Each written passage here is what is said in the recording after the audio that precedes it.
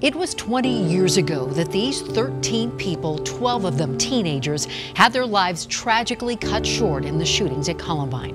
Hello, I'm Trujillo, and like so many of you, I remember our Colorado community was hurting. It's hard to believe the students in these pictures would all be in their 30s today. Now, recently I had a chance to sit down with the families of some of those who lost their lives that day. We met in the new Columbine Library, the one created after the shooting. It wasn't so easy for them to be there, but they wanted to talk, even though they are still hurting, healing, and grieving. What did it feel like to come in here today? I was absolutely fine with it because I was happy to talk about her. I love talking about her. In fact, I'm upset if people don't want to talk about her. So it was like, oh, good, I get a chance to talk about Lauren. But then for some reason, when I walked by the library, I just had this wave sweep over me, and I found myself wiping away tears. My knees got weak. I looked at Bink and went, I don't know what just happened. And that's grief. Do you think about the person Lauren would be today? Absolutely. I do, especially when I see her friends. I've gone to weddings. Those children have children. Here I am. They're children. I'm getting old. They're still babies, so they're all yes. children to me. But they have children, and I keep in touch on Facebook and follow their lives, and I can't help but drift and wonder what Lauren would be doing. I think she'd be out in the world with animals, saving the environment. It's what she wanted to do, but she's doing that with her fund. We do have a fund set up in her name, and she has donated over $300,000 to save wildlife. So she is out there working. She has a niece and a nephew, and another niece on the way, and Jackson and McKenna know Lauren like they met her the first day they were born. They know all about her. They know she's there to help them out, and she helps Jackson in his dreams. He has dreams where he has things that he doesn't like, and it's animal related for I don't know what reason. Cows swooping in. Or raccoons holding him under the water. But Lauren swoops in and rescues him. Mm-hmm. And you know, he's three years old, and he has told us that. It's just incredible to know, you know, she hasn't been with us physically for 20 years, but for 20 years she's made a difference. What does that feel like, having this anniversary come up? It's a date that, I don't want to sound disrespectful, but it's a date that a lot of people recognize. We recognize every day. It's a date for a lot of others. We miss her every day. So we kind of mark every day, if that makes any sense. But it's an important day to stop and reflect on what was happening then, not just the tragedy, but all the good that was going on as well. You came here today. What do you want people to know? What is it that we're not discussing? You know, I think the main thing is that it's kind of a two-sided coin. I think people need to know that some good things have come out of this tragedy in terms of some of the individual stories of the families and the community and the way that they went about healing and recovering. But they also need to understand there's still a lot of pain, you know, and we shouldn't use that story of the good things that have come out to ignore the fact that we still have people who are in pain, people who have PTSD, people who still have terrible injuries from what happened. Those things are there. We don't know how many. We don't want to talk too much about how many people may have taken a completely different course in life because of what happened here. But for people who don't know, how do you honor Daniel? How do you? Well, I honor Daniel by following up on his words. You know, I feel that I've taken his place, wearing his shoes, to take his place on the debate team, because he's the one who brought up the question to me about there being loopholes in our gun laws. And you know, he was killed with a gun that was purchased through one of those loopholes in our gun laws. And I felt like I had to act on that, and I feel that's one of the ways that I honor him. What do you think your son would have been? I'm sure he had hopes and dreams. I'm sure you had hopes and dreams for him. What do you think? Where do you think he would have been today? You know, we thought about the fact that because he was good at math and science, he did some volunteer work at a hospital, that he might have gone into something like medical research, but that's really about as far as I go. I really try not to think much about how would it be and what he'd be doing. To me, he's still 15. And what will you do on this anniversary? How do you handle that? You know, we really don't look forward to the anniversaries. I'm sure. You know, we'll go to the event this year because, you know, it is the 20th, but normally we didn't go to the events that happened on the anniversaries. It was a trip to the cemetery, to his grave, usually the only time of the year we do that. And it's just a day you want to pass. You know, to me, the anniversaries are something more for the community. And I appreciate what, you know, the community does and how they reflect on the lives that were lost and those who were injured. And that's what we do. We look at those numbers and we say, let's look back on it. For us, you know, we have to live with this every day. We have to live with this every day, so a 20 or a 15 or a 10, they're just numbers. Well, we come here every year, you know, on the anniversary. We have a little ritual. We go through, place a rose at the spot where Rachel was killed, come in here to this room, and hear Frank call out the names of the victims that were killed. And then we go to the memorial and leave a rose on each one of the victims' plaques. And then we go to Rachel's grave, and then we take our kids to eat. Is the 20th, will that feel different? Is there something different about this year? You know, I told Sandy at Rachel's gravesite while she was there, I remember, and we were talking about this the other day, I leaned over and whispered, and I said, I wonder what life will be like 20 years from now. And we had no idea that Rachel's challenge would, you know, become a thing, or that her life would be impacting so many lives. Do you think about what Rachel would have been like now? Oh, yeah. I'm sure you had hopes and dreams, and she did as well. Who do you think, what kind of a person would she be today? Do you think Well, every time I see someone her age, I'm always shocked when teachers come up from conferences that I speak at and say, I'm Rachel's age. And it's startling because she's frozen in time. She's 17 years old, and Frank will always be 15 years old. And so I think when you lose a child, you don't see them ever as being older. They just kind of get frozen.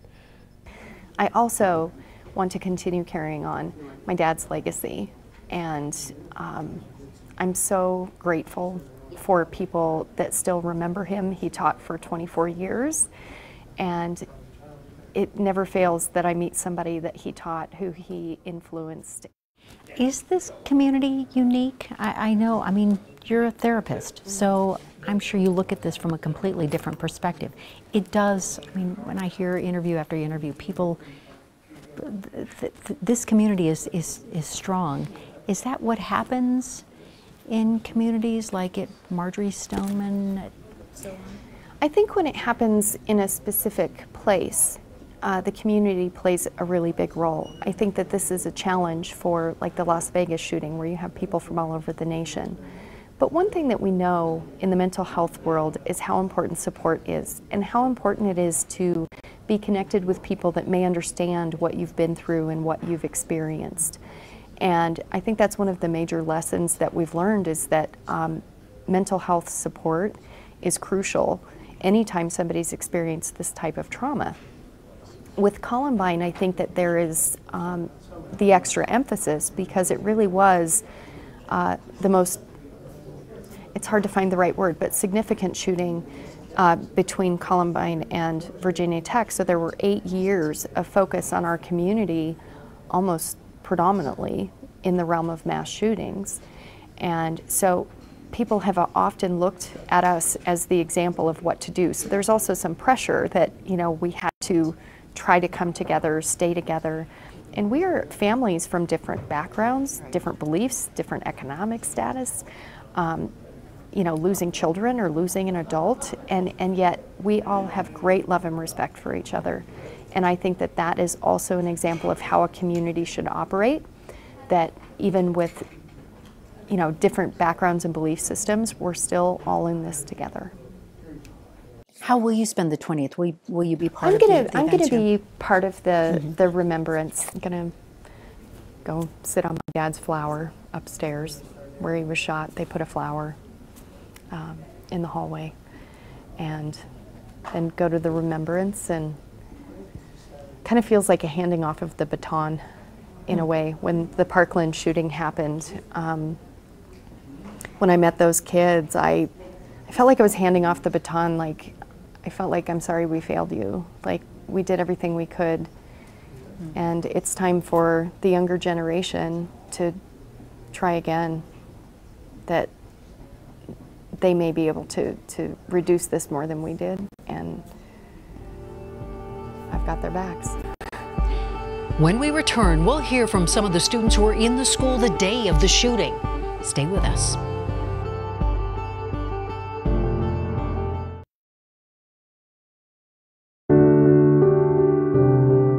The Columbine anniversary allows us to take a look at not only how far the community has come in 20 years, it also reminds us that people handle grief and hurt in different ways and yet find ways to move forward.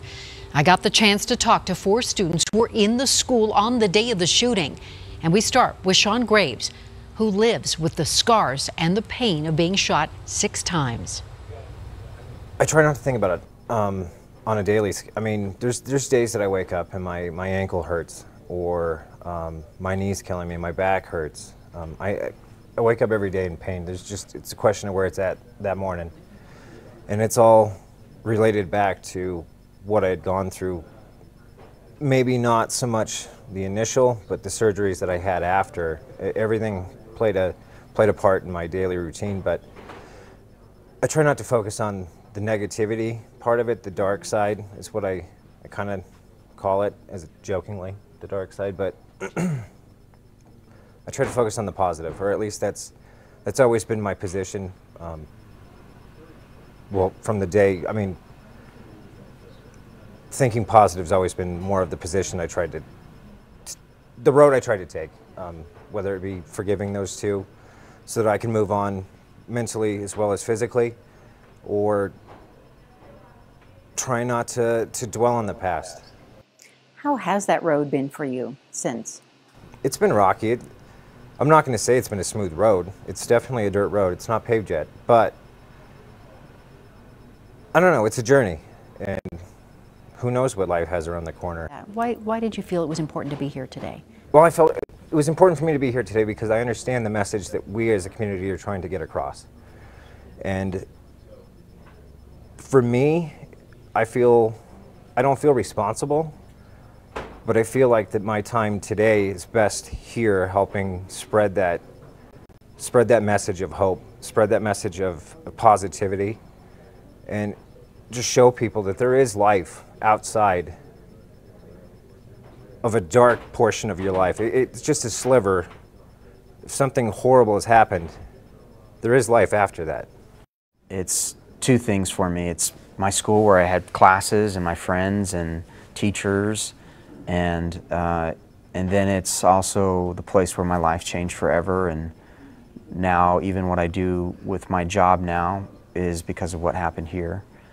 And what happened here gave me also a voice and a platform to be able to share some lessons learned. For the longest time, you were focused on sharing your sister's message. Did that allow you to heal? It did. Allowed me to heal by focusing on something that was good. I believe that we automatically negate negative things by focusing on the right things. And by trying to see something good through all of this over the years has helped me be focused on the good and help me heal. There are other things that were helpful for me for healing, like forgiveness and counseling that I did, and I learned about taking some negative emotions over the years and how to translate them neurologically, how you can turn anger into determination, sadness into appreciation for life, fear into courage and anxiety into excitement. What did you see in Matt? Matt, anybody could tell you this. I mean, anybody on the football team. Matt was the nicest guy on the football team. He was very kind. He was a straight A student, really good student. We talked the night before for an hour on the phone about a biology test that we were taking. But he was very kind. He wouldn't be mean or cruel to anyone. And Isaiah? Isaiah was really funny. Isaiah was really short, but extremely strong. There was a couple times I put Isaiah on my shoulders, and we would walk by a classroom and do the escalator thing down. But he was just very funny. He was just a character, and he was extremely strong. He set a couple records in our weight class, but he was just a very funny guy. And yeah, so I think that they were two wonderful people whose lives were snuffed out too early. Do you call yourselves survivors? What do you call yourselves? I definitely call myself a survivor. I feel strong in saying it too. It took me a long time to identify as a survivor, I think, because one of the reasons is that I wasn't physically injured. So how am I a survivor? You know, the people who are physically injured and the families of the victims, like, that's survivorship. Like, that's what it looks like. But, you know, after about, I don't know, 10 years, I think, it took me 10 years to really kind of own that for me and feeling like I did survive and that I am a survivor. Why was it important to do this year? Why this year? It's a lifetime.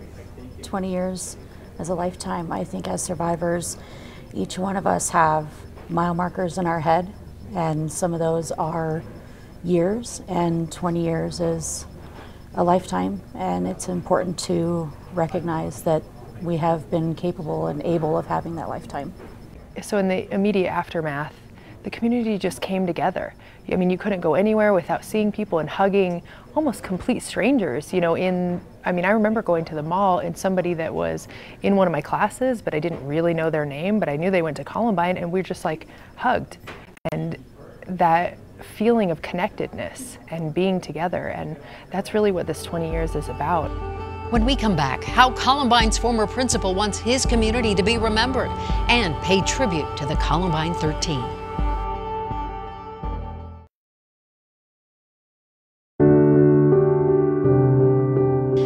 Frank DeAngelis, or Mr. D as he is fondly called, has become the voice of the school.